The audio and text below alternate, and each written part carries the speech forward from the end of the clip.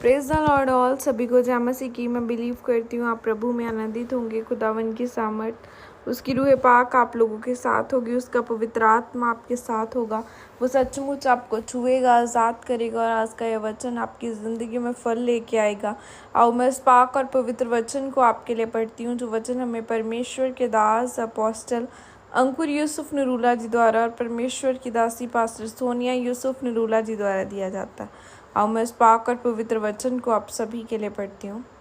बोने भी का रहस्य, जैसे कि पवित्र बाइबल नीति वचन 3:9 में लिखा है, अपनी संपत्ति के द्वारा और अपनी भूमि की सारी पहली उपज दे देकर यहोवा की प्रतिष्ठा करना। आमीन। मेरे प्रियो, प्रेरितों के काम की कलीसिया के जो लोग थे, वह सीधा लोगों के पास मदद करने के लिए नहीं जाते थे। वह प्रेरितों के पांव पर धन संपत्ति को रखते थे। फिर प्रेरित बाद में कि वह धन संपत्ति को बांट कर कहाँ पर उसे इस्तेमाल किया जाए। वह लोगों की मदद करने के लिए, रूहों को बचाने के लिए, सुसमाचार को सुनाने के लिए उन पैसों का इस्तेमाल करते थे। इसी रीति से वह सारे प्रबंधों को पूरा करते थे। मेरे प्रियो, आपकी मीठी मीठी बातें करने वाले लोग, बहुत लोग मिलेंगे कि प्रेम करो क्योंकि परमेश्वर प्रेम है। लेकिन परमेश्वर ने सिर्फ मुंह से बोलकर प्रेम नहीं किया था, बल्कि अपने इकलौते पुत्र प्रभु यीशु मसीह को हमारे लिए दे दिया।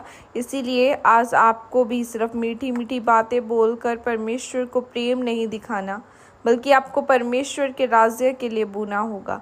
आज आप हमारी चर्च में देखते हैं कि परमेश्वर के दास के द्वारा चर्च में हजारों घरों में राशन देने की मदद की जा रही है, जिसके द्वारा बहुत से परिवार आशीषों को ग्रहण कर रहे हैं। वैसे ही परमेश्वर ने आपको भी चर्च का निवास स्थान नियुक्त किया है कि आपको लोगों के पास सीधा जाने की ज़रूरत नहीं है, बल्कि आप भी प्रेरितों के काम की कलीसिया की तरह परमेश्वर के घर में बोएं। जब आप अपने पैसों को बोएंगे तो वह पैसे परमेश्वर के राज्य का सुसमाचार सुनाने में और उसके कामों को करने के लिए इस्तेमाल होंगे। क्योंकि जब आप परमेश्वर के घर में बोएंगे तो परमेश्वर आपको भी आशीषित करेगा।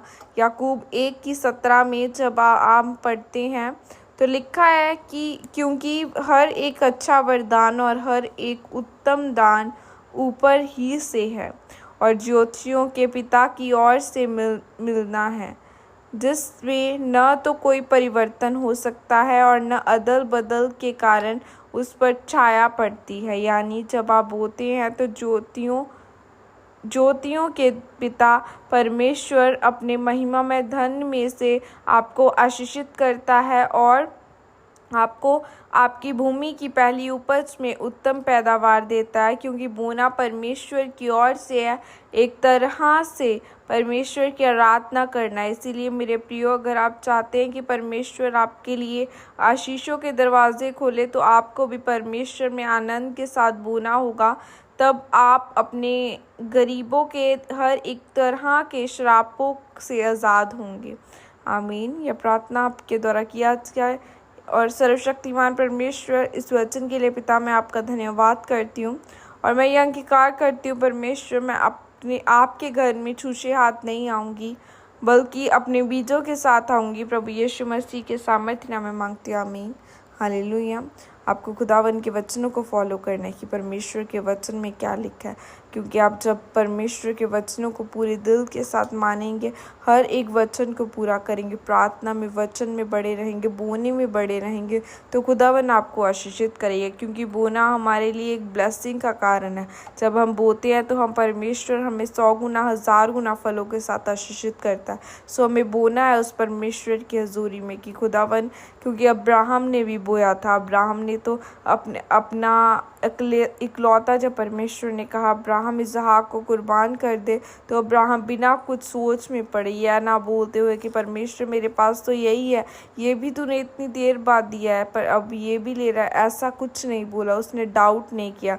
उसने अपने बेटे को लिया, बिना बताए वो गया और उसे कुर्बान करने के लिए गया। तो परमेश्वर ने कहा अब्राहम, मैं जान गया हूँ तू मुझसे कितना प्यार करता है। सो देखिए कि अब्राहम किस तरह से चला, इसहाक किस तरह से चला, प्रभु यीशु मसीह किस तरह से खुदावन ने अपने इकलौते को भी न रख छोड़ा और वो भी हमें कुर्बान करके दे दिया। सो उसी तरह से अगर परमेश्वर ने अपना बेस्ट हमें दिया, अपने बेटे के द्वारा, अपने वचनों के द्वारा, अपने कामों के द्वारा हमें बेस्ट दिया है, तो हमें भी उस खुदा की शुक्रगुजारी करनी है। हर वक्त उस परमेश्वर के धन्यवादी बने रहे, अपने बोने के द्वारा, अपनी प्रार्थना के द्वारा धन्यवादी बने। खुदा आपको आशीषित करे। God bless you all. Praise the Lord. जय मसीह की सबको।